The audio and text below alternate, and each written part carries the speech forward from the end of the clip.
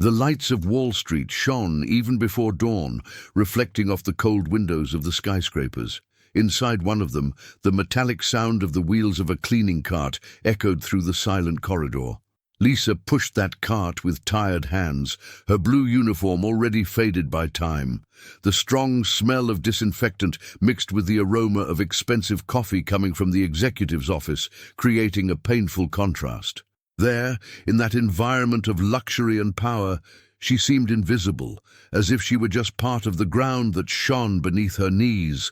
How many women have felt the weight of this invisibility? How many have been treated like shadows, forced to swallow humiliations so as not to lose the little they had? Lisa carried this pain every day. Behind the silence, there were wounds from a past that no one knew. She watched silently the men in suits who passed by with arrogance, without even realizing that there was a woman there, with dreams, stories, and secrets kept. But on that day, something would change. A mysterious envelope would cross his path. A cruel bet would become a trap for the very millionaire who despised her, and the invisible cleaning lady would show that dignity and intelligence are not erased with uniform. Whoever has the last laugh is not always the one who has the most money. But before we dive into the heart of this story, I need you to know one thing. In that luxurious office, in front of dozens of employees, an invisible cleaning lady would dare to face the arrogance of a millionaire. Lisa, with her worn uniform and cleaning cart by her side, would stand up in the midst of cruel laughter to say something that no one expected to hear. And when his firm voice pierced the silence, the whole room would hold its breath, because there began a twist capable of changing destinies. Imagine the scene. The boss, laughing out loud, offered his own salary to anyone who could translate mysterious documents, believing that no one would have the courage or ability. But the woman he despised understood every word, and that secret had the power to bring down all his pride. And it is at this moment that I need your support. If this story has already made you feel angry at injustice, or remember how many times humble women have been silenced, leave your like and subscribe.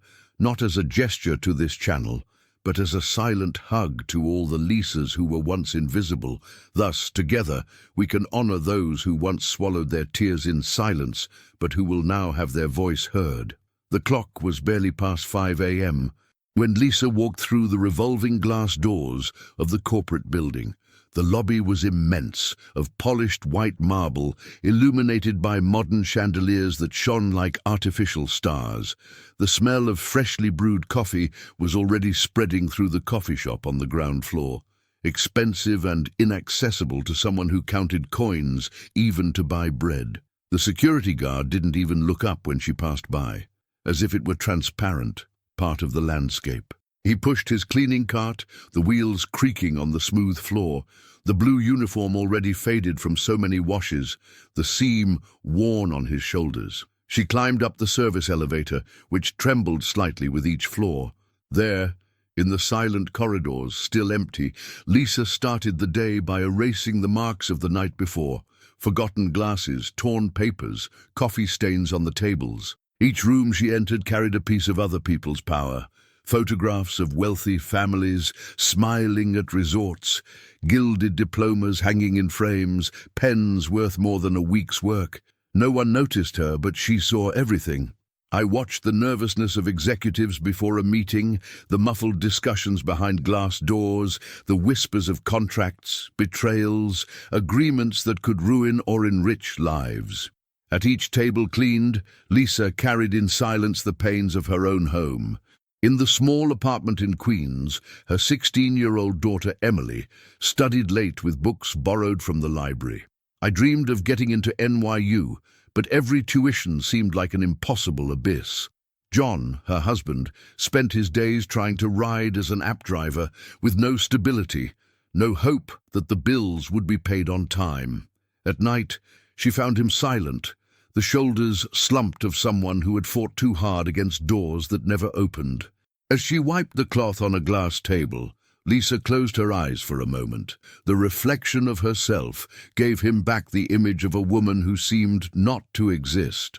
44 years old, calloused hands, back bent by the weight of buckets and garbage bags. And yet, behind that simple uniform, there was still the heart of a teacher who had taught in crowded auditoriums, who was once respected by her students. It was in this contrast that the pain became most cruel. How many times has she wondered, would anyone here know my name if I disappeared? Would anyone notice the lack of the woman who keeps the ground shining and the air clean?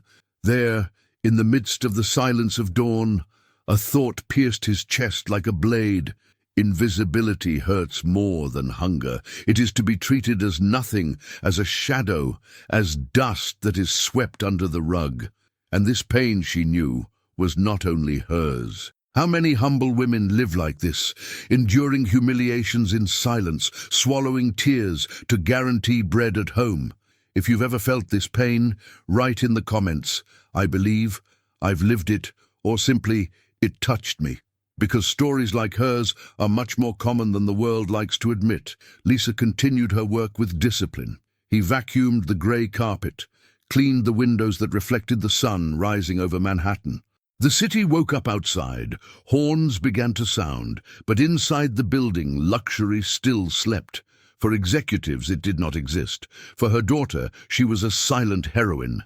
To herself, she was a survivor. At 7, the first people began to arrive. Hurried heels pounded the floor. Expensive perfumes filled the air. Loud voices echoed down the hallway. Lisa curled up in a corner, discreetly pulling the cart to the side.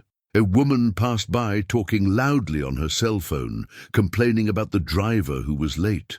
Another man crossed the corridor without even looking at her, as if she were just an object in the way. It was always like this. The owners of the world occupied the spaces in a hurry, while she had to squeeze into the shadows. But Lisa did not protest. He kept everything inside himself, as someone who collects invisible scars. That morning, however, there was something different in the air, a feeling she couldn't explain, as if fate was preparing something, as if every second was a step towards a turning point that no one imagined. Lisa took a deep breath and continued scrubbing the floor, not knowing that in a few hours she would be facing the most humiliating and, at the same time, most powerful moment of her life. And then the question arises that remains like a lump in the throat. How long can a woman endure being invisible without the world discovering the strength she carries inside? The clock struck shortly after 8 when the hurried sound of footsteps echoed through the main hallway, accompanied by the dry sound of doors slamming against the walls. William Carter would arrive, late and with his face closed, holding a black briefcase under his arm and talking loudly on his cell phone, as if he wanted the whole building to hear his fury. Lisa, kneeling by the glass wall, rubbed a coffee stain the floor. As he passed, her eyes instinctively lowered in an attempt not to attract attention, but it was no use. William gave a sudden push to the cleaning cart, knocking rags and papers on the floor. "Get out of the way, woman! You are an obstacle in the way!" He shot without even looking at her, as if it were just garbage to be swept away.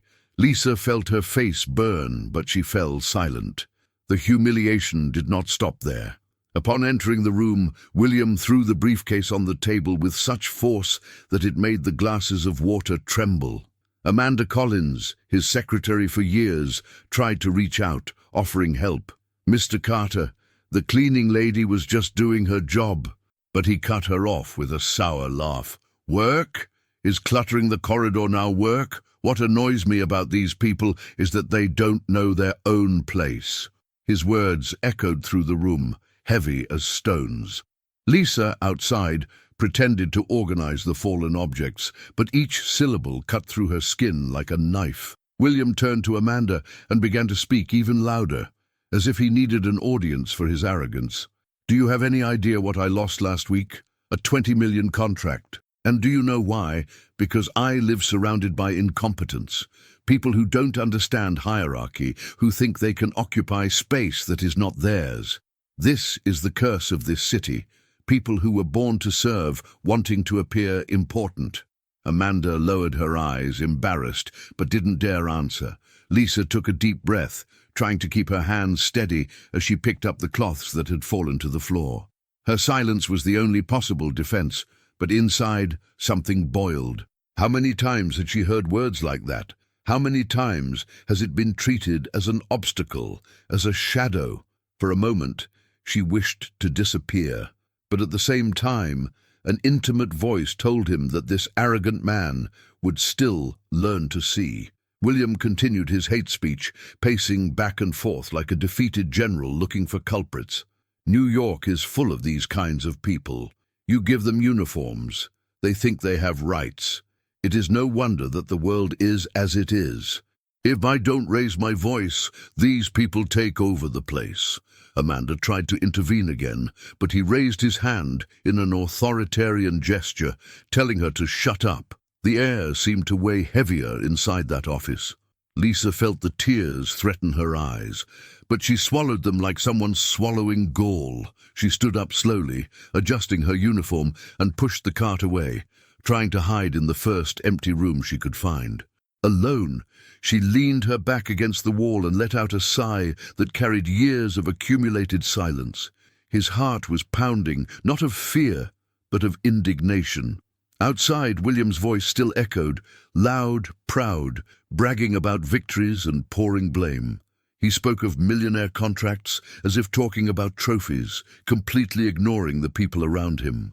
Lisa closed her eyes, and for a moment she saw her daughter Emily studying quietly at the small desk in the apartment, scribbling math formulas in the dim light of a lamp. She remembered her husband, coming back tired from another day without enough rides to pay for gas. Those images hurt her more than the insults. It was as if the whole of life was summed up in that corridor. The powerful who step, the humble who carry the weight. But there was something different in the air, a kind of omen that Lisa couldn't name. Maybe it was fate, maybe it was just the accumulation of years of silence about to break. She took a deep breath, discreetly wiped her hands on her uniform, and went back to work as if nothing had happened, even though inside the blood burned like fire.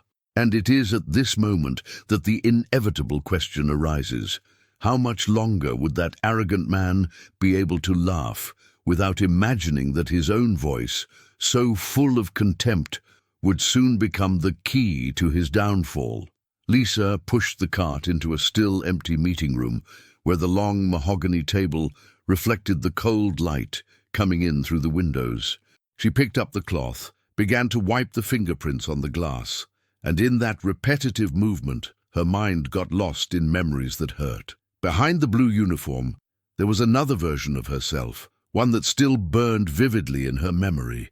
The Columbia University language professor in low heels and with a steady gaze, writing words in Hungarian, Czech, and Russian on the whiteboard, with dozens of attentive students. There, she was not invisible.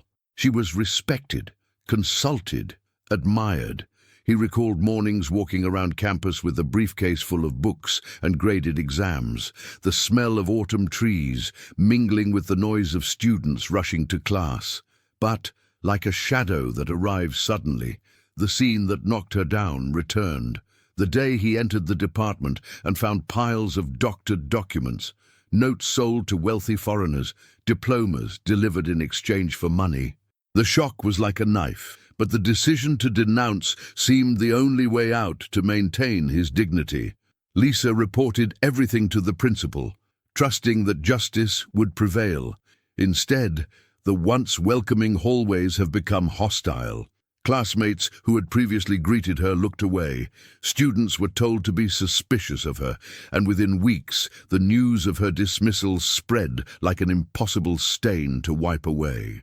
The official justification was institutional instability, but everyone knew it was retaliation. His name was on a silent blacklist. No university wanted to hire her again. The woman who already spoke 5 fluent languages was treated as inconvenient, as if she had committed a crime for having told the truth. As he passed the flannel on the corners of the table, tears burned in his eyes. It wasn't just the job he had lost, it was his identity. When he got home with the resignation letter in his hands, John hugged her in silence, but the emptiness in his eyes showed the weight of the tragedy.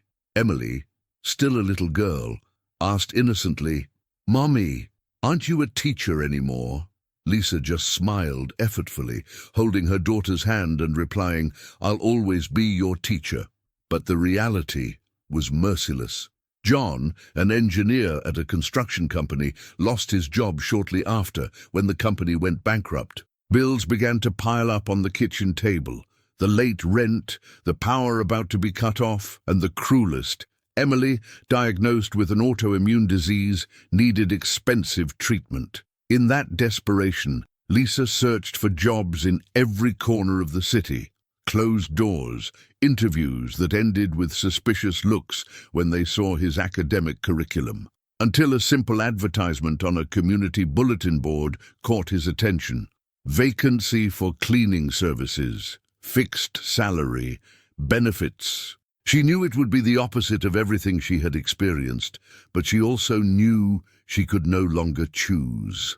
She entered, put on her uniform, and accepted invisibility as a price to keep her daughter alive. And there she was, 2 years later, scrubbing tables that she would never sit down to discuss contracts, cleaning windows that she would never look like an executive. As she collected the chairs around the room, Lisa thought about how cruelly ironic life can be. Denouncing a crime turned her into a criminal in the eyes of the system. Fighting for the truth cost him his professional dignity. But even so, she had no regrets. He would rather carry that weight than have been an accomplice to corruption. As she looked at herself in the reflection of the window, she saw the tired but firm eyes of someone who still kept something inside her that no one could erase. The memory of the classroom, the books, the students was not just a nostalgia, it was also a hidden flame, waiting for the right time to reveal itself. The sound of heavy footsteps in the hallway brought her back to the present. William's arrogant laughter echoed in the distance, mixed with conversations about money and power. Lisa took a deep breath, wiped the last marks from the table, and straightened her crumpled uniform. No matter how hard they tried to erase her, she knew that she still carried something inside her that no one there could imagine. And deep in his heart, a question throbbed like an omen. How long would it take for the world to discover that this invisible woman was, in fact, the only one capable of turning the tide? The elevator opened with a metallic sound, and outside appeared a hurried messenger, wearing the heavy coat typical of cold New York mornings. He carried a thick envelope with official stamps and red seals that caught the attention of anyone who had an attentive eye. He walked straight to the front desk, where Amanda Collins, always organized, signed the receipt and frowned as she read the sender.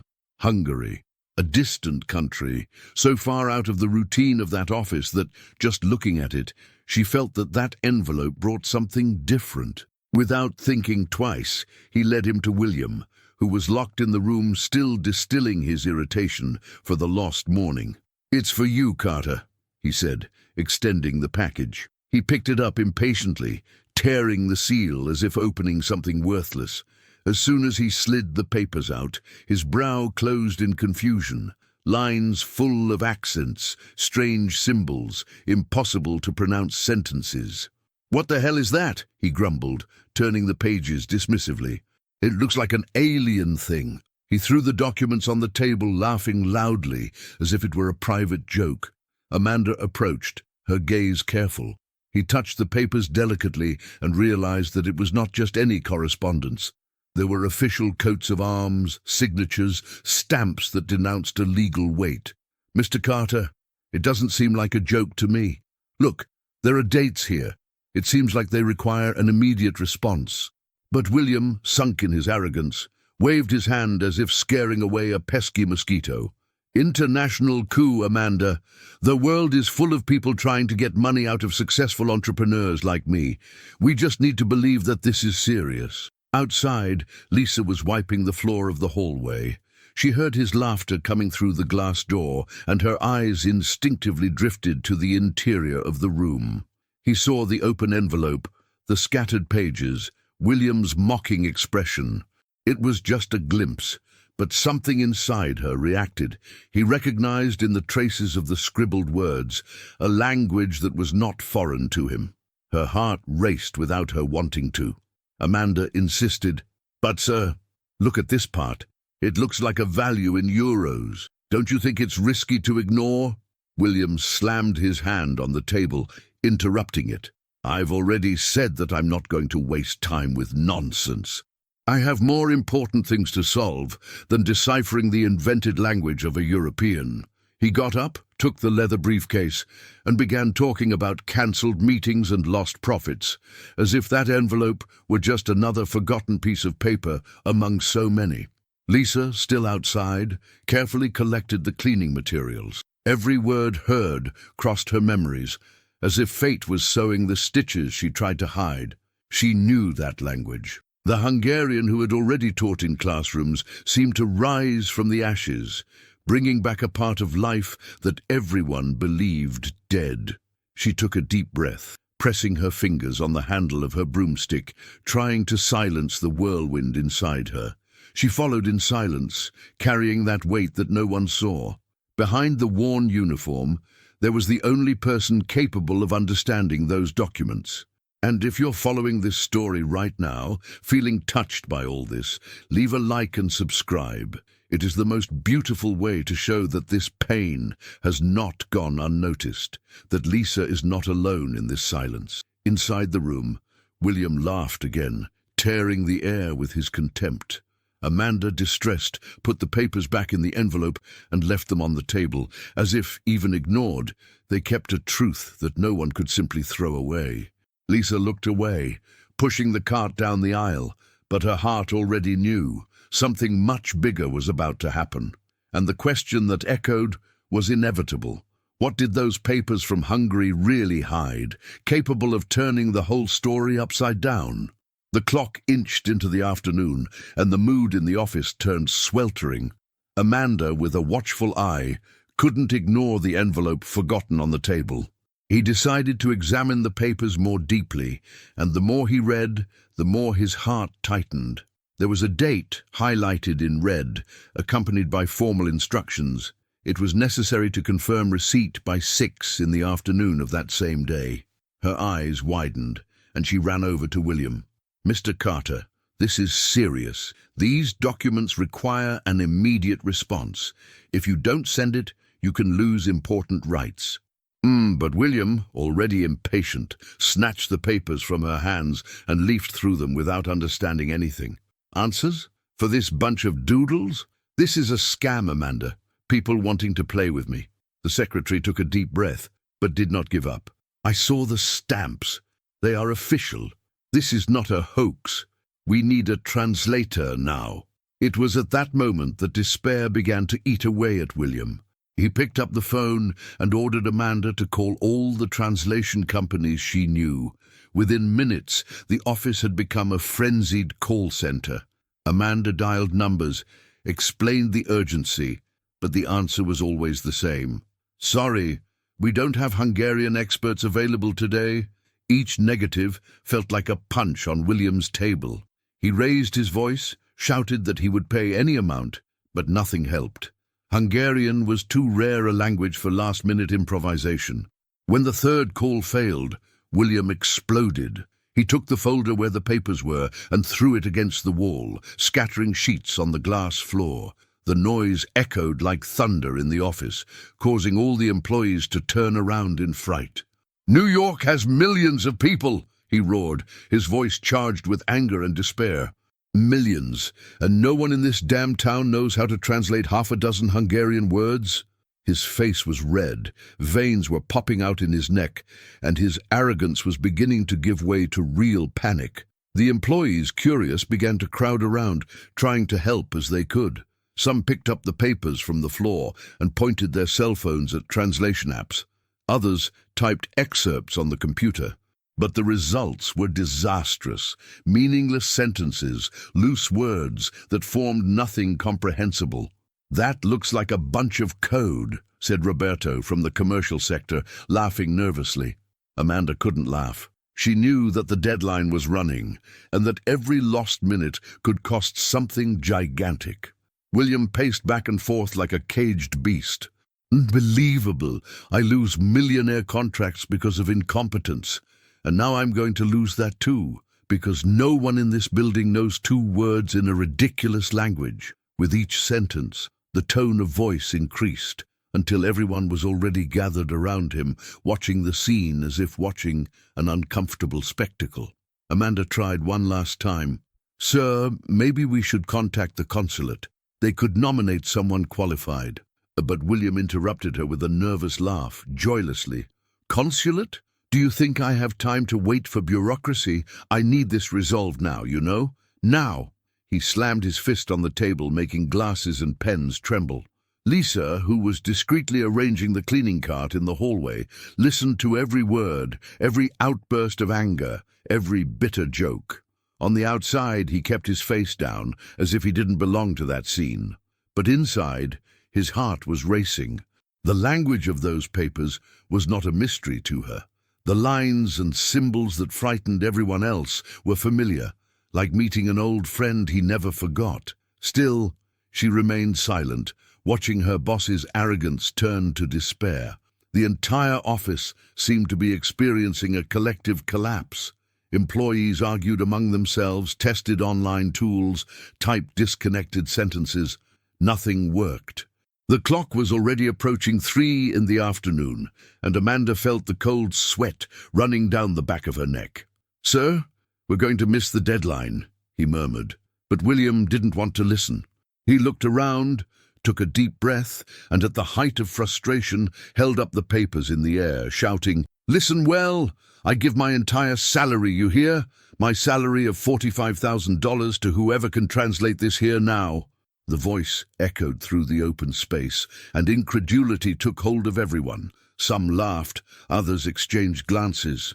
To them, it seemed like a bad joke, and it was at that moment that fate began to move silently. As laughter filled the air, Lisa remained motionless, her hands resting on the cart and her eyes fixed on the papers raised in the air. She knew that inside them there was more than a simple enigma. There was something capable of changing not only William's future, but also hers. The question that burned in his chest was inevitable. How long could he hide that he had the key to decipher what was about to swallow everyone in despair?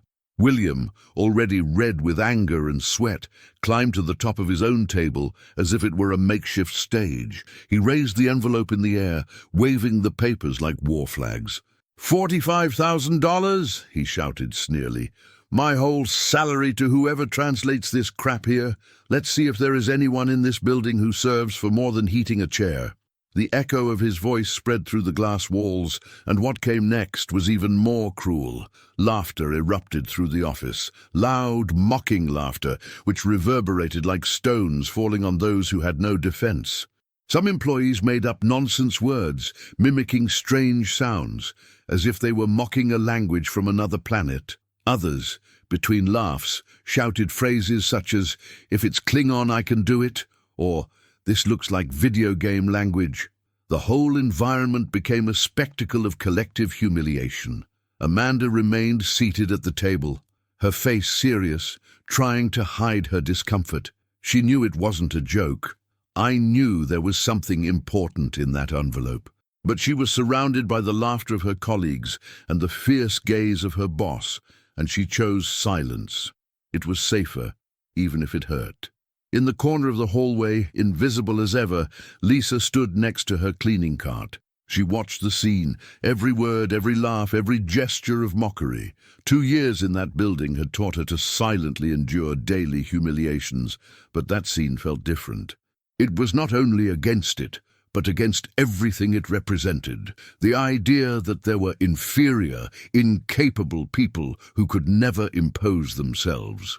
His eyes were fixed on the papers held aloft as a trophy of contempt. The lines written in Hungarian flashed in his memory like familiar letters from an old book. She knew every word, every structure, every secret hidden in those pages. And it was at that moment that something was born inside her, something that had been dormant for too long. An old weight of shame and silence gave way to a timid flame of courage. It was as if life itself was telling him that this was the moment he had been waiting for. The pain of the last few years seemed to converge on that instant. Lisa took a deep breath, her heart pounding, and thought, maybe it's now that I'll be back into existence. As the laughter continued, she remembered her daughter studying in the small Queen's apartment, scribbling pages from borrowed books, and dreaming of a place at a university that seemed too far away. She remembered her husband, driving through the streets of the city into the night, trying to save enough so that nothing would be missing at home. That salary offered in a joking tone could be the miracle that would change everything. But more than money, there was something bigger, the chance to regain one's dignity. And here I need to tell you something, as if sharing a secret in your ear. As painful as this scene is, the most remarkable moment of this story is yet to come. And that's why it's worth following through to the end, because when the truth finally comes out, you'll feel the same way Lisa did, that it's never too late to prove who we really are. Inside the room, William laughed loudly, convinced that he had put on an unforgettable show. The employees clapped, some even bowed in a caricatured way, as if it were an improvised theatre. No one there imagined that the answer to that provocation would not come from lawyers, expensive translators, or state-of-the-art apps, but from the woman who every day they passed by without even greeting. Lisa straightened her uniform, discreetly wiped her sweaty hands on the hem of her apron, and stepped forward. His eyes didn't blink, fixed on the man who laughed as if he were untouchable. The sound of the cart's wheels dragging on the floor echoed down the hallway, and suddenly she stopped in front of the glass door. Laughter still filled the air, but inside her there was only silence, a silence full of weight, of decision. Lisa's body trembled slightly, but it wasn't fear. It was the impact of a choice that could change everything. The room was still filled with mockery, but no one realized that she was ready to break the game. And then, as in a whisper that precedes a storm, the question echoed inside her and seemed to resonate for all of us. How long would they be able to laugh without imagining that the invisible woman was the only one capable of silencing that arrogance? Lisa took a deep breath before taking the hardest step of her life. Her heart seemed to beat in her ears, but her voice came out clear, firm, cutting through the air, full of laughter. "Mr. Carter," he said, raising his face for the first time in a long time, "I can translate these documents." The silence that fell over the office was so sudden that even the noise of the keyboard stopped. For a second, everyone looked at each other in disbelief at what they had heard. And then, like an explosion, the room was filled with laughter even louder than before. William, almost doubling over with laughter, pointed at her as if he had just witnessed the most absurd scene of his life. "Did you hear that? The cleaning lady is a polyglot. Are you going to tell me you're a CIA agent too, honey? Maybe a NASA astronaut in his spare time?" The chorus of jeers echoed through the glass walls, each laugh an invisible blow against Lisa's dignity. But she didn't back down. She remained motionless, her posture erect, her eyes fixed on the documents, as if that laughter had no power over her. Amanda, the secretary, tried to intervene. "Mr. Carter, maybe we should give it a chance."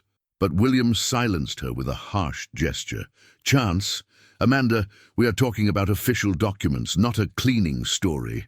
Lisa pressed her fingers against the cloth she held, feeling the roughness of the fabric against her skin. Inside, a flame burned. 2 years of being invisible, 2 years of being treated as an object, and now, in front of everyone, she dared to stand up. Their laughter was painful, but it also revealed something. No one believed her. And precisely for this reason, proving the opposite would be the most bitter and sweetest victory of his life. And here, in the midst of this heavy silence, let me open a space for reflection. How many times have ordinary people been discredited, humiliated, ignored, just because they didn't seem to belong to a certain place? This pain of not being seen, of having your ability questioned without even trying, It is a wound that many carry. If you've ever felt this, comment here.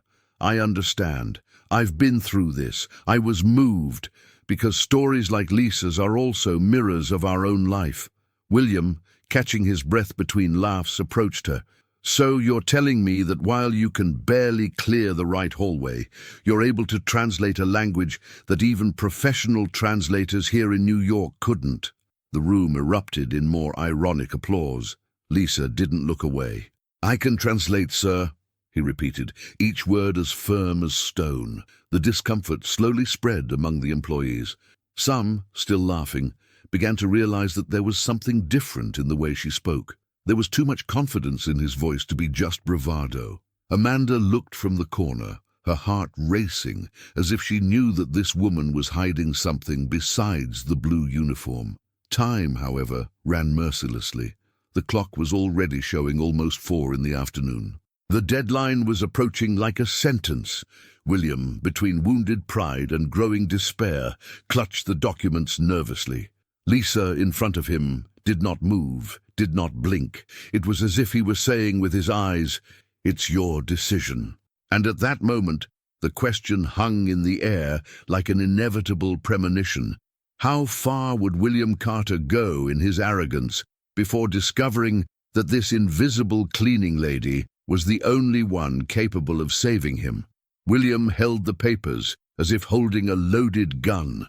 Wounded pride throbbed in her veins, and her will was to crush the boldness of this woman before everyone. But at the same time, self-doubt began to eat away at arrogance. What if she really knew something? Laughing falsely, he approached Lisa and held out the documents anyway, as if offering poison. "Here, dear," he said with venomous irony, "show us all your hidden talent. Entertain the audience with your polyglot cleaning magic." The office was once again filled with muffled laughter, some more nervous than before. Lisa took a deep breath, straightened her uniform, and held the papers carefully, as if they were glass about to break. His eyes ran over the first lines, and for a moment, time seemed to stop. She knew exactly what was written there. In a calm but firm voice, he began to read in Hungarian, pronouncing each word with absolute naturalness. The laughter immediately ceased. Silence fell like a heavy blanket over everyone. No one dared to breathe. It was impossible to simulate that fluency, that precise accent, that familiarity with each sentence. William widened his eyes, his face hardened, and Amanda put her hand to her mouth in shock. Lisa then translated into English, her voice echoing clearly. "Dear Mr. William Carter, we announce that you have been identified as the direct heir of Joseph Kovacs, who died in Budapest. The inheritance, valued at 15 million euros, including property and bank accounts, is available for immediate transfer." The impact of those words was like a dull explosion in the environment. The employees looked at each other in disbelief, some letting out low exclamations. William was paralyzed, trying to assimilate what he had heard. "Inheritance?" he murmured, almost voiceless. Amanda leaned forward, her eyes fixed on Lisa as if she were seeing a ghost. Is this real?" he stammered. Lisa continued, turning the page with confident gestures. "The deadline for acknowledging receipt expires at 18 p.m. today. Otherwise, the inheritance will revert to the Hungarian state." The dry noise of William's chair dragging across the floor echoed in the hall. He staggered, staggering. The man who minutes before had laughed like a king was now in a cold sweat, every drop going down his stiff face. He tried to speak, but his voice wouldn't come out. His eyes ran along the lines he didn't understand, and Lisa's translation was the only anchor in the abyss. 15 million, he repeated, as if trying to convince himself that it was possible. Amanda was still stunned, but realized the weight of the situation. He approached Lisa, looking at the papers in her hands. Are you really translating this?" he asked, almost in a whisper. Lisa looked up, firm, without turning away. "Yes, every word." There was something in his voice that left no room for doubt. The silence that reigned was no longer one of mockery, but of respect and shock. The employees, who had previously laughed loudly, now looked at her with a different expression. some with embarrassment, others with restrained admiration. It was as if suddenly the invisible woman had materialized before them, revealing a greatness that had always been hidden. Lisa felt a shiver run down her spine, not of fear, but of something new, dignity regained. William, however, could not accept the scene. "This is impossible," he murmured, running his hand through his hair. You're making it up. It must be." But his voice no longer had the same firmness. It seemed like the desperate request of someone who saw the controller slip through his hands. Amanda stepped forward, holding another page and looking at Lisa. "Then translate that one too." And Lisa, without hesitation, read it in Hungarian and then translated: detailed instructions on properties in Budapest, numbered accounts in international banks, attached documents. There was no doubt. The weight of revelation hung over everyone. A millionaire inheritance with an immediate term depended on the woman who until then cleaned the corridors without being noticed. William breathed hard, as if facing a life-and-death sentence. Amanda, open-mouthed, only repeated, "My God! My God!" Lisa closed the papers slowly, her fingers steady, and handed them back, looking straight into William's eyes. That simple gesture was more powerful than any words, because, at that moment, he was no longer the one who controlled the situation. It was her. The entire office felt this invisible but brutal change, and a question hung in the air, heavy and inevitable. What would William do now that his windfall was in the hands of the cleaning lady he had always humiliated? The silence in the office was so dense that it seemed possible to touch him. Everyone was still stunned by what they had just witnessed. Lisa, the invisible cleaning lady who slipped unnoticed between the aisles, had read aloud documents that could change her own boss's life. William Carter, still trying to catch his breath, stared at her as if he were facing a mirage. Sweat ran down his forehead, but arrogance insisted on remaining. How do you know this language? That doesn't make sense," he murmured, his voice trembling. Amanda leaned slightly, as if waiting for an answer that she already intuited, but did not dare to pronounce. Lisa took a deep breath. Her racing heart threatened to steal her voice, but she didn't back down. She was tired of being silent. "Because I'm not just the woman who cleans this floor, Mr. Carter. Before wearing this uniform, I was a language teacher at Columbia University, right here in New York. I also worked as a chartered translator at the Hungarian consulate in Washington." The revelation fell like thunder. There was a collective sigh, an almost unison sound of shock. Some employees exchanged embarrassed looks, remembering the times they ignored her, the jokes made about her incapacity, the dry orders as if she were invisible. William, trying to maintain some authority, laughed humorlessly. "Teacher? At the consulate? And it's over? Here?" His question came out laden with venom, as if he wanted to scratch her dignity again. But Lisa was unfazed. Her steady eyes stared at his. "Yes, I ended up here because I denounced corruption within the university. Teachers selling grades, forged diplomas, favoring those who could afford it. I did not accept to be silent, and as a reward, I lost my career. I was defamed, considered unstable. No institution wanted to hire me anymore." A shiver ran through the room. The weight of those words resounded louder than any previous laughter. Lisa continued, now with a choked voice, but without losing clarity. "My husband lost his job at the same time, and my daughter, Emily, became ill. It needs expensive treatment, imported insulin, constant tests. When I saw this cleaning vacancy, I accepted, not for lack of capacity, but out of necessity, because I needed to keep my family alive." Amanda brought her hands to her lips, her eyes teary. Some employees looked away, unable to face their own shame. Silence was no longer just surprise, it was a burden of conscience. Every previous laugh now seemed too cruel, too inhuman. William, for his part, remained standing, not knowing how to answer. That pride that always sustained her tone of voice seemed to crumble with each sentence of Lisa. She, however, did not stop. "I spent 2 years walking through these corridors, listening to jokes, swallowing humiliation, being treated as if it was nothing. But even invisibly I observed everything. I saw the negotiations, the meetings. I saw the haste with which all of you ran so as not to waste time. But I've never seen anyone look me in the eye as an equal. Today, perhaps for the first time, you are listening to me. And this is where a breather is in order. Because stories like Lisa's aren't just about her. They are about so many women, so many men, so many people who carry talents and stories hidden behind a uniform, a badge, a function that society insists on diminishing. If this piece of her life can become a mirror or a hug for someone, help me carry it forward. Like and sign up here. It makes more difference than you think. Lisa's words hung in the air like a cry suppressed for years. The shock on the employees' faces revealed how much that truth had pierced their certainties. Amanda, with tears in her eyes, approached. "Lisa, forgive me," he said in a low voice. A murmur of regret began to circulate around the room. People who laughed at her just now didn't know how to hide their shame. William, however, still tried to fight reality. "You may have been all that, but still, nevertheless, how am I supposed to believe that you're right, that these documents are real? He may be making it all up." His voice trembled, no longer with arrogance but with fear. Lisa stared at him firmly. "Do you want confirmation, Mr. Carter?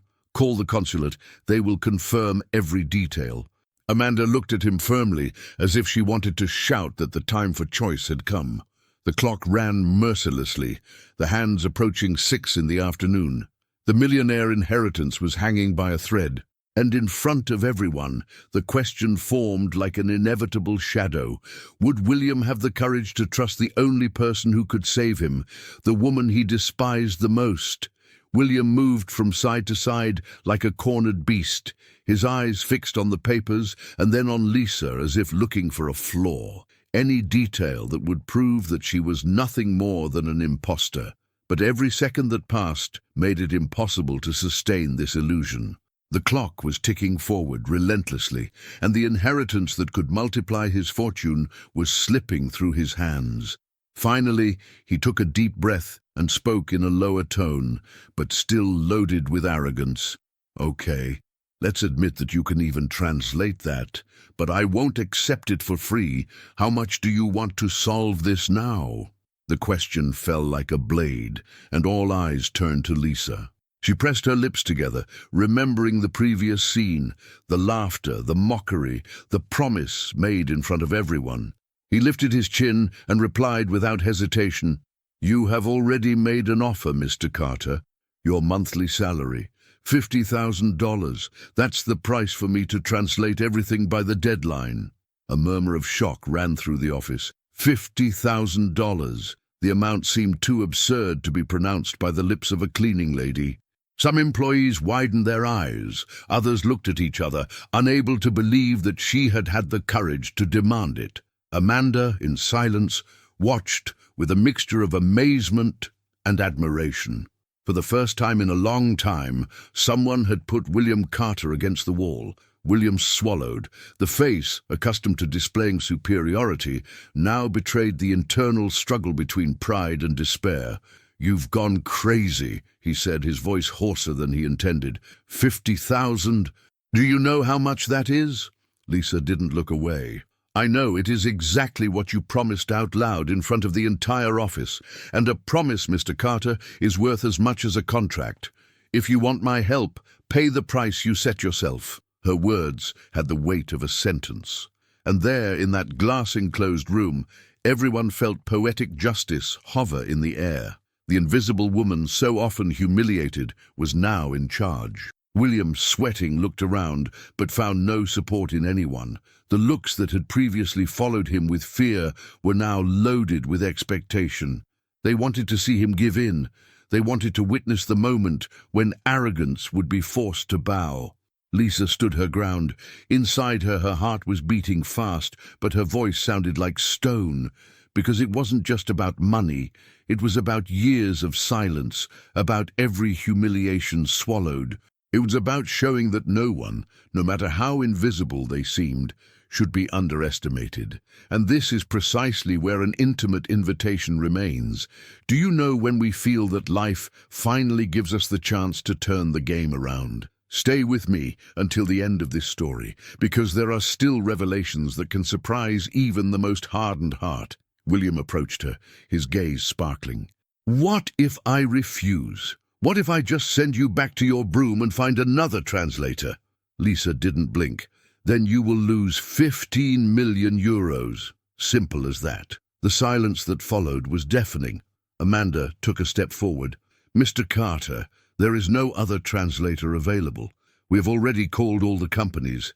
She's your only chance. The weight of truth fell on him. William closed his eyes for a moment, as if swallowing glass. When he opened it, his expression was hardened, but defeated. Okay, he said, his voice almost choked. $50,000, but everything has to be ready by 6 in the afternoon. Lisa nodded. It will be. Amanda immediately rushed to clear the meeting room, while other employees brought whatever was needed. Computer, internet, water, even coffee. It was as if the whole office had understood that this moment was not just about an inheritance. It was about something much bigger, a historical reversal of roles. Lisa crossed the room with firm steps, carrying the documents as if holding the key to a destination. William stayed behind, sitting in his leather chair, trying to recompose the power mask he had always worn, but his eyes betrayed despair. Now he depended on the woman he had despised. It depended on every word that came out of her mouth. And as the clock ticked mercilessly, a question hung in the air. Could he swallow enough pride to accept that his salvation came from the very hands of the cleaning lady he had always wanted to erase? The meeting room seemed out of this world, far from the buzz of the company. Lisa closed the door behind her and placed the papers on the table. The silence was heavy, only interrupted by the relentless ticking of the clock. He sat down in front of the computer, adjusted his glasses that had already slipped several times during the day, and took a deep breath. Every word written in front of her brought back memories of a past she thought was lost. The days when she taught students at Columbia University, the conferences she debated on rare language grammar, the hours she spent at the consulate translating official documents that decided the future of entire families. Now all of this came back, but in circumstances she could never have imagined. William, on the other hand, wandered down the aisle like a restless shadow. His heavy gait betrayed anxiety. His leather shoes echoed stiff footsteps on the marble floor, and every now and then he would stop before the closed door of the meeting room, as if he wanted to cross it with his eyes, but he didn't dare to enter. On the other side, his employees whispered, exchanging quick phrases. She really speaks Hungarian. It seemed impossible, impressive. It was as if, in a few hours, the image of that woman had been completely transformed. Before, she was invisible. Now, it was the centerpiece of the company's survival. Lisa typed fast, but not carelessly. He revised each sentence with surgical precision. Translation wasn't just about transposing words. It was about capturing the legal weight of each term, making sure nothing was misinterpreted. One wrong comma could cost millions. She knew this better than anyone. His hands trembled slightly, not from insecurity, but from the awareness of responsibility. Outside, Amanda looked discreetly through the glass of the door, feeling a mixture of pride and compassion. For the first time, he saw Lisa in her element, revealing the professional she had always been, hidden behind a blue uniform. Time seemed to run faster than ever. When Lisa looked at her clock, it was already 4 in the afternoon. There were only 2 hours left to finalize the entire translation and prepare the official response in Hungarian. His heart raced. She took a deep breath and went back to work, her fingers sliding across the keyboard steadily. With each completed line, she felt more alive, more connected to the woman she had been before everything fell apart. Outside, William rubbed his hands nervously, arguing alone. I can't believe my life is in the hands of a cleaning lady. That doesn't make sense. It doesn't make sense, he repeated, trying to convince himself that he still had some control over the situation. Officials, by contrast, looked at the closed door with increasing respect. Some recalled the times they saw Lisa clean their offices without ever receiving a thank you. Others remembered the cruel jokes, the indifferent looks. Now, they felt the weight of their own negligence. It was as if every minute the entire office was forced to reflect on the way they treated the invisible.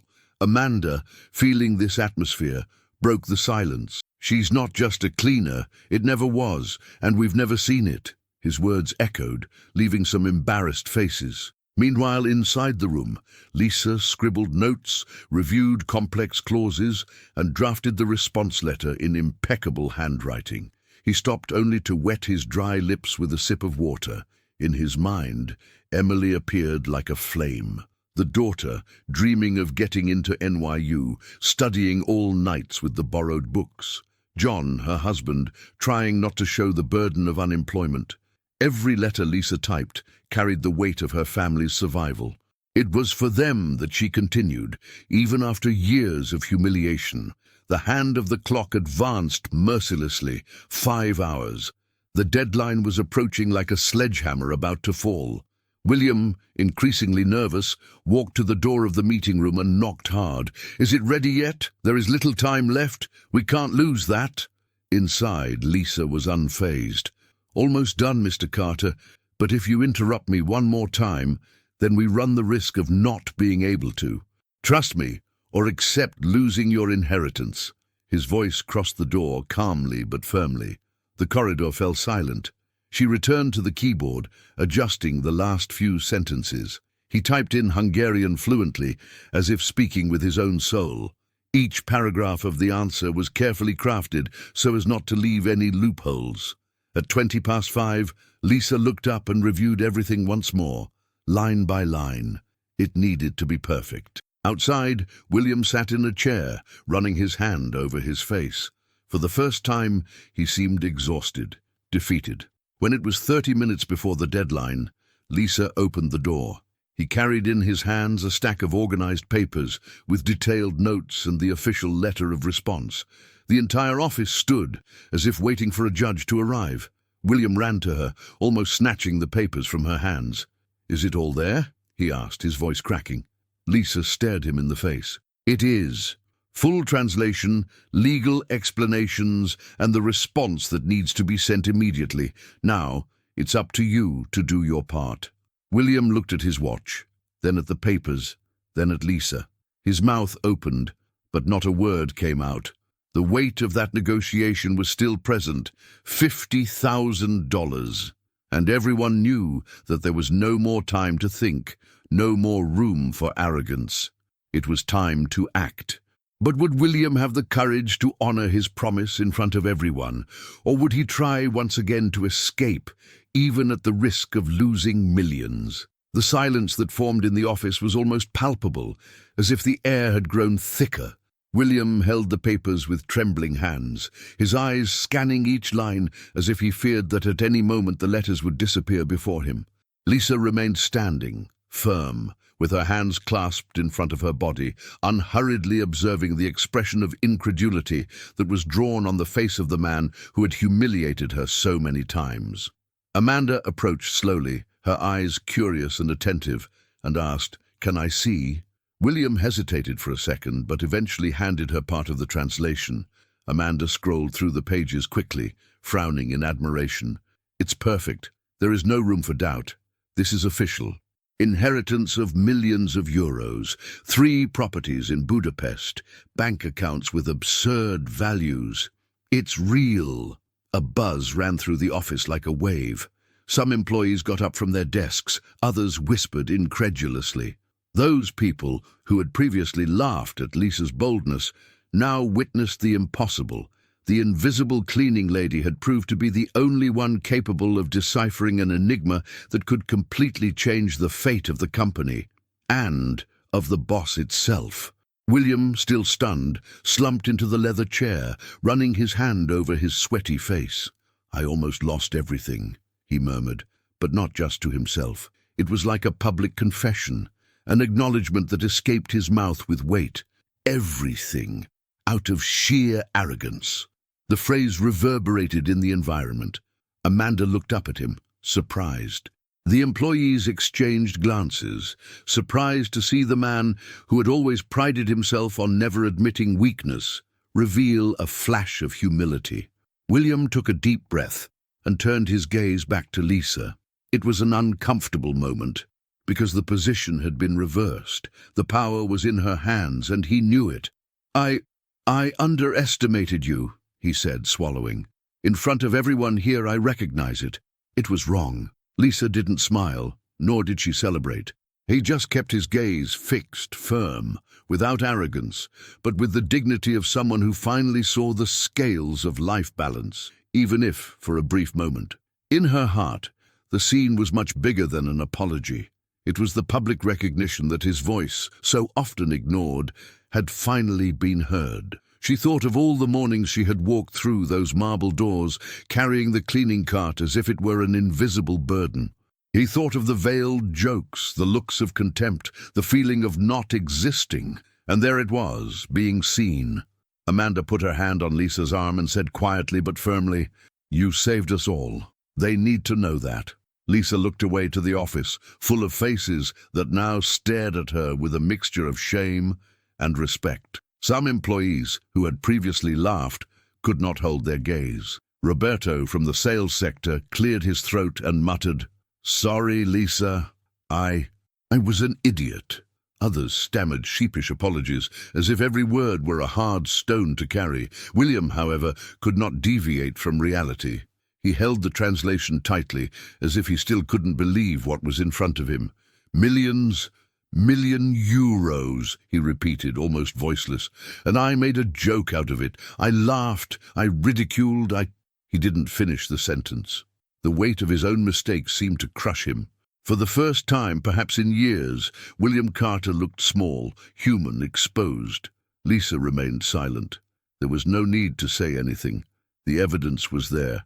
The papers, his competence, the confirmation that the fortune was real. The clock was 5:50. The deadline had not yet expired, and thanks to her, there was time. Amanda was already organizing to send the answer by express mail, racing against the clock. The employees mobilized, all now attentive, obeying her instructions as if she were the true leader in that space. When Amanda hurriedly left, William stood up. He pushed the chair away violently, as if he needed to move to contain the storm inside him. He approached Lisa, but his voice now no longer had the tone of command. "You saved my company, and saved my life. I won't forget it." Lisa stared at him, still silent. Inside her, there was no desire for revenge, only the certainty that life somehow had given her the chance to be heard. The weight of the moment fell on everyone. It was Lisa's first victory, the instant when the invisible ceased to be a shadow to become light. The office, once a stage of humiliation, was becoming a witness to a turning point that no one expected. But as she organized the papers and collected her own things, one question echoed in everyone's hearts. If William Carter had been able to nearly lose millions through arrogance, what would he do now that he was completely dependent on the woman he had always tried to shut up? Night had barely closed over Manhattan when William's phone began ringing non-stop. The number was international, coming from Budapest, and when he answered the call, his face, already hardened with pride, seemed to unravel. On the other end of the line, a Hungarian lawyer spoke in fast English, his accent heavy, his words heavy. There were complications. Other relatives had come forward, claiming the inheritance, contesting the will, demanding an immediate court hearing. William paced back and forth in his glass room, his hands in his hair, sweat running down his forehead. "This is a nightmare. I don't speak Hungarian. I don't know anything there. How am I going to solve this?" His voice echoed in the room, making the employees who were still in the office look at each other with apprehension. Amanda tried to keep up, but she was as lost as he was. The call ended with the cruel confirmation. If he didn't show up in Budapest in less than 2 days, he would lose everything. Lisa was leaning discreetly against the door, watching in silence. Her face remained serene, but her eyes revealed something else, determination. She waited until William, panicked, threw himself back into his chair and muttered almost to himself, "It's over. There's no other way." It was at that moment that Lisa entered, her presence cutting through the heavy air. "It's not over," he said firmly. William looked up in surprise. "You don't understand, Lisa. They are international lawyers, blood relatives. They'll swallow it all in a matter of hours." "I'm lost." She walked slowly to the table, holding the newly translated papers, and placed them in front of him. "I understand better than you think. I am familiar with Hungarian legislation. I worked for years with cases like this, still at the consulate in Washington. What's more, I know lawyers in Budapest who can help you, but I need to be clear. If you want my help, there will be a price." William widened his eyes. "Price? You've already received $50,000, Lisa. Do you want to bleed me all the way?" His tone fluctuated between fear and sarcasm, but Lisa was unfazed. She leaned slightly over the table and spoke calmly, each word loaded with purpose. 5% of the inheritance. If I can get you to keep the right to everything, I want 5% guaranteed in the contract." The silence that followed was almost unbearable. Amanda, who was following closely, widened her eyes in astonishment. The employees outside, attentive, held their breath. William burst into nervous laughter. 5%? Do you have any idea what you're asking for? That's almost $1 million, maybe more. Have you gone crazy? Lisa didn't blink. That's exactly it, 5%. It's fair value for the risk, the knowledge and the time I'm going to dedicate to saving something that you've almost lost through arrogance. William stood up suddenly, walking to the glass window overlooking the bright lights of the city. Outside, New York seemed to vibrate indifferently, but inside it was a volcano. $1 million? In the hands of a cleaning lady? Is that what you want? His voice trembled with disbelief. Lisa stood firm. It's not in the hands of a cleaning lady. It is in the hands of the only person who can ensure that you do not lose everything. The choice is yours. Amanda took a deep breath, almost hoping that William had the lucidity to see the truth, but his pride struggled with fear. He spun back, pointing his finger at Lisa. "You're blackmailing me," Lisa replied without hesitation. "No, Mr. Carter, I'm negotiating. The difference is that blackmail would be threatening to destroy something of yours. I'm offering to save. Think of it as an investment. Lose 5% or lose 100%. What's smarter?" The reasoning fell like a well-aimed arrow. William was silent for long seconds, his face contracted, his breathing heavy. Amanda broke the weight of the scene. "Mr. Carter, she's right. You have no choice. None of us here can solve this. Only Lisa can." The businessman looked around, realizing that even the employees who had previously mocked her now saw her as an authority. It was as if the tide had turned completely. He sat back down, rubbing his face with his hands. 5%? This is crazy. But if I lose everything. Lisa moved closer, her voice low but firm. "Then decide. Accept my condition and go to Budapest with a real chance of winning. Or he refuses and hands 15 million euros on a platter to strangers." The scales were set. William took a deep breath, stared at her, and finally held out his hand, still with the weight of defeat stamped on his eyes. "Okay, 5%. But I want to see you prove that you're worth every penny." Lisa squeezed his hand without flinching. "You'll see." Outside the room, the buzz grew. The employees exchanged incredulous looks. Some even smiled with a kind of silent justice. The invisible woman had not only saved William's empire, but had now become an indirect partner in his fortune. Amanda approached Lisa and muttered, "I've never seen anyone stare at him like that. You just made history here." Lisa didn't answer, but deep down she felt her heart beating strongly, not for money, but for the dignity finally rescued. As William threw himself back into his chair, exhausted and nervous, Lisa collected the documents, already thinking about the contacts he would need to make in Budapest. His mind worked fast, remembering names, addresses, lawyers with whom he had exchanged confidences years ago.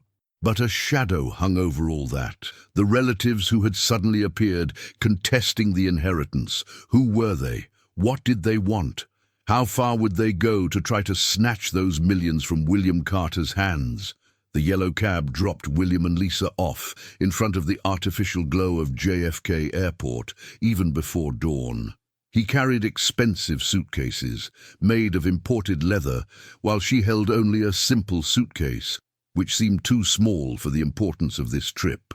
William walked in a hurry, grumbling about queues, security and delays, already exhausted before he even boarded. Lisa, on the contrary, followed calmly, her eyes attentive, as if she knew exactly what was coming. At the check-in counter, William argued with the attendant, raising his voice and trying to impose his influence, but he couldn't solve anything. It was Lisa who approached, spoke fluently in formal English, explained the situation, and within minutes, everything was resolved. William looked at her suspiciously, but said nothing. At the gate, he tried to distract himself with his cell phone, sending angry emails, while Lisa kept her gaze steady, as if this was just another of many trips she had already taken. On the plane, William kept moving, pressing the flight attendant's call button, complaining about the space and the food. Lisa, on the other hand, calmly read documents, scribbling notes in Hungarian, reviewing strategies as if preparing for a life-and-death test. Every time William looked at her, he saw a firmness that he didn't understand. Deep down, he began to feel that perhaps he was facing someone who knew a world he had never touched. During the stopover in Frankfurt, William completely lost his temper. "This place is a mess. I don't understand anything. Where are these damn gates?" His voice echoed loudly, drawing everyone's attention. Lisa took a deep breath, walked to the electronic dashboard, and, in perfect German, asked an employee for directions. Within seconds, they were on the right track. William widened his eyes. "Do you speak German, too?" Lisa did not immediately respond. He only smiled slightly. "I say whatever is necessary so as not to get lost." It was in this contrast that the audience began to see something bigger. He, rich, arrogant, but disoriented in the real world. She, simple, invisible, but with a power that no one could deny. And maybe this is where I need to open my heart to you who watch. There are things that we live and keep, but maybe by telling, we help another heart to breathe. Enjoy this video and subscribe, and let's make this story reach those who need it. When the plane finally landed in Budapest, the shock was immediate. William walked like a stranger in hostile land. The morning cold cut through his skin, and the tongue that echoed around him was an enigma to him. Lisa, on the contrary, seemed at home. He spoke to taxi drivers, read road signs, and responded in fluent Hungarian to airport officials. The driver who greeted them, a stout man with a thick mustache named András, smiled when he saw her. "Lisa, is that really you?" he exclaimed in Hungarian, moved. William watched the scene as if he saw a secret being revealed. Lisa talked to András like an old friend, exchanging stories, laughing in the midst of the weight of the situation. William, who had always thought he was the center of everything, now saw himself as the extra. On the way to the hotel, the car crossed old bridges and wide avenues, surrounded by buildings that told centuries of history. Lisa watched with nostalgia. William, next to him, only complained about the cold and the traffic.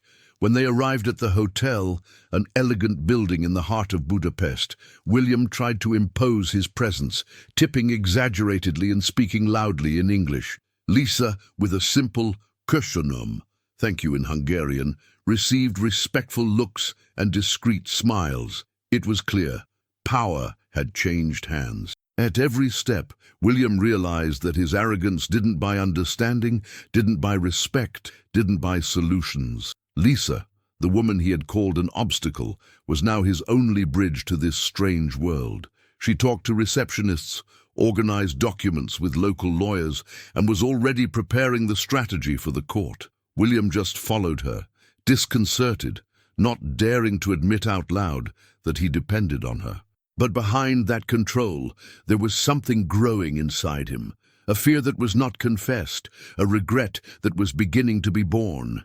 Because in the face of Lisa's greatness, he realized the smallness of his own attitudes, and the inevitable question was forming in his mind. If this woman, invisible in New York, had already surprised him so much, what else would he be able to reveal in the icy corridors of Budapest? The Budapest courthouse was an imposing building with carved stone columns that held centuries of disputes and decisions. The morning chill made his breath come out in clouds, and William, in an impeccable suit, shook his trembling hands, trying to disguise the panic that took over him. Beside her, Lisa walked with steady steps, holding the briefcase with documents as if it were a silent sword. Inside the courtroom, the Hungarian judge, a man with a stern expression and a grey beard, watched every detail closely. On one side, William and Lisa. On the other, 3 contestants with lawyers who exuded arrogance and confidence. The first lines were harsh. Joseph's distant cousins claimed to have verbal promises, while a middle-aged woman claimed to have been the deceased's companion for 10 years. Fragile evidence, but presented with theatricality. William almost choked when he heard that, his mind spinning in despair. But it was when Lisa stood up with a calm voice and stare that the mood changed. She translated each argument accurately, punctuating the contradictions, dismantling sentences that didn't hold up. The first lawyer tried to intimidate her, speaking fast and gesticulating aggressively. Lisa was unfazed. "Your Honor, the witness said that he was by Joseph's side for 10 years, but we have documents that show otherwise. She only appeared when he was already sick." The referee raised his eyebrows, impressed. The murmur echoed through the room. Another witness stepped in, swearing that Joseph had promised his cousins goods in a casual conversation.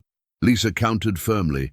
"Interesting that each of them says they have heard this promise in different years. There is no consistency in the reports." The judge took note, noting each observation. William watched with a dry mouth, unable to say a word, as the respect of those present turned little by little to the woman no one would have noticed in the hallway of a building in New York. At one point, Lisa paused. He held the briefcase to his chest and took a deep breath. Silence weighed on the room. Inside, she remembered all the times she had been silenced, humiliated, reduced to nothing. Now, his every word carried the weight of dignity stolen and returned. "It is at this point that I need to open my heart to you who watch. Sometimes life puts before us battles that seem impossible, but it is precisely in them that the hidden strength appears. If you've ever felt this, if you've ever fought the world alone, know that there's still a lot to come in this story, and the most memorable moment is yet to come." Back at the trial, the last contestant tried to turn the tables. The lawyer presented a letter, supposedly written by Joseph, declaring his willingness to leave everything to his cousins. Lisa picked it up carefully, read it silently, and then stared blankly at the judge. "Your Honor, this letter is a forgery. The signature does not match the one Joseph used in official wills. In addition, the dates do not match. It was written weeks after his recorded death." Shock ran through the room. The lawyer stammered. The cousins looked at each other nervously, and the judge leaned over to examine the document more closely. With every word, Lisa not only defended William, but also proved to the world that dignity is not lost with a cleaning uniform. William was barely breathing. His hands were sweating. His mind was lost between the fear of losing millions and the growing admiration for the woman next to him. He realized that without Lisa, he would already be defeated from the first sentence. But the trial was not yet over, and everyone knew that the final decision depended on a final revelation from the judge. The room was in absolute silence when he looked up and said, "I'm going to look at all the evidence one more time before I give the verdict." William swallowed. Lisa, calm, just collected her papers, and the question that echoed in the air was the same one that burned inside everyone present. Would the silent strength of that woman be enough to turn fate in their favor? The judge returned to the room with firm steps, carrying in his eyes the gravity of someone who was about to change destinies. Everyone stood up in respect. The silence was almost suffocating. William, his heart pounding, felt the weight of every second drag. Lisa, by his side, kept her posture upright, her gaze steady, as if she knew she had done everything she could. The judge adjusted his glasses, slowly leafed through the documents, and in a grave voice began to announce, "After reviewing all the evidence presented, this court concludes that Joseph Kovach's most recent will is legitimate, duly registered, and authenticated by the competent authorities." The whisper went through the courtroom. The contesting lawyers exchanged nervous glances, but the judge was not shaken. "Therefore, I declare William Carter the legal heir of the assets left." The sentence echoed like thunder, filling the room with an almost palpable energy.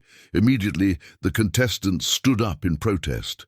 Esther, the woman who claimed to be Joseph's wife, was crying loudly, screaming that it was injustice. The cousins shouted words in Hungarian, but their voices were drowned out by the dry beat of the judge's gavel on the table. "The decision is final," he said, ending any attempt at resistance. Chaos took over for a few moments, but in the midst of the confusion, Lisa remained steadfast, observing the scene with serenity.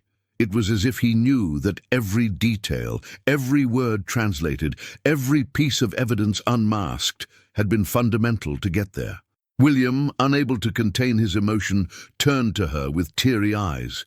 "If it wasn't for you, Lisa, I would have lost everything, absolutely everything." His voice was choked, sincere, different from the arrogant tone of before. For the first time, the millionaire man bowed before the woman he had always treated as invisible. The audience felt that catharsis as a poetic justice. The villains fell, the truth was exposed, and quiet courage overcame noisy pride. But as the courtroom emptied and the official papers were signed, Lisa knew that victory was not the end. Because, even though she defeated the lies and the contestants, a new challenge was approaching, something that could transform even more profoundly not only her life, but also William's. And the question that hung in the air was inevitable. What would happen when the time came to actually share the weight and reward of this inheritance? The flight back to New York brought a different silence between them. William, sitting by the window, looked at the clouds as if he had finally understood the weight of what had happened. Lisa, in the hallway, kept her gaze steady, but deep down, an unprecedented peace was beginning to blossom. She had done the impossible, transform humiliation into dignity, invisibility into recognition. When the plane landed on American soil, the city seemed more alive, brighter, as if it knew that the life of that simple woman was about to be rewritten. A few days later, in his huge office in Manhattan, William summoned all the employees. The environment that had previously been the scene of laughter and contempt was now filled with expectation. He stood before the team, with Lisa by his side, and announced in a firm voice, "I underestimated someone who carried more value than all of us combined. Today, I am proud to introduce the new Director of International Relations for Carter Imports, Lisa Bennett." The applause that echoed was different, loaded with respect and regret. Lisa, wearing a simple but elegant suit, thanked her with a suppressed smile. He didn't need grandiose speeches. His story already spoke for itself. William, fulfilling the agreement, transferred to her 5% of the inheritance, an amount that would change any destiny. But for Lisa, the value had an even greater weight. It was the recognition of every tear swallowed, of every night spent cleaning corridors while the world pretended she didn't exist. In her small apartment in Queens, Emily received the news that she had won a full scholarship to study medicine. She cried in her mother's arms, saying, "I will honor every sacrifice, Mum. I'm going to take care of people like you took care of me." John, for his part, got a decent job at a logistics company, proud to finally be able to support his family fairly. The simple table of that house, which so often sustained conversations of despair, was now space for dreams. But Lisa never stopped being who she was. He continued to greet doormen by name, help neighbors with small favors, visit the community where he grew up. Money did not erase his essence. It only expanded his capacity to do good. There was something greater in her transformation. It was not only social ascension, but proof that dignity cannot be erased, even when the world tries to hide it under the uniform of a cleaning lady. Deep down, everyone felt that this story wasn't just hers. It was every woman who was ever invisible, every person who was ever looked down upon. And as the sun set over Manhattan, coloring the skyscrapers with golden hues, Lisa knew that life still held unexpected revelations. Because every victory carries with it new responsibilities, and the world seemed to watch closely to find out what she would do with the power and voice she had finally won. And the question that echoed like a whisper was inevitable. What would be the next step of this woman who transformed humiliation into strength and silence into justice? That night, amid the bright glare of Times Square, Lisa walked hand in hand with Emily and John, her heart finally light. The giant screens advertised Millionaire brands, but for her what shone most was the certainty that justice had won. From anonymity to recognition, from silence to firm voice, she had crossed a path that few would have the courage to tread. William, now more human, spoke in front of the press. "It was the woman that many ignored who saved me. I learned that dignity is not measured by position, but by character." The words echoed as a belated but true acknowledgement. Lisa just smiled and, looking at her daughter, whispered, "Never underestimate who cleans the floor, because one day it could be that person who will change your life." And perhaps this is the greatest lesson of this journey. Silent courage has more strength than any cry, and dignity, even trampled on, flourishes where it is least expected. If you felt this story as a hug or as a reflection of your own life, thank you for walking with me here. Your like is like a hug that warms and sustains this space, and your subscription is like an invitation to meet again at the next cafe. Tell me in the comments which city you are watching, because each place brings its light, and together we can form a community of stories. And it activates the bell so you don't lose it when the coffee is ironed again, because there are still so many other stories of invisible women ready to be told, and perhaps the next one will be even more surprising. Don't go away yet. Listen to the next true story that will appear on the screen. Always remember, each story carries a strength. Watch the next video here on the channel with another incredible story.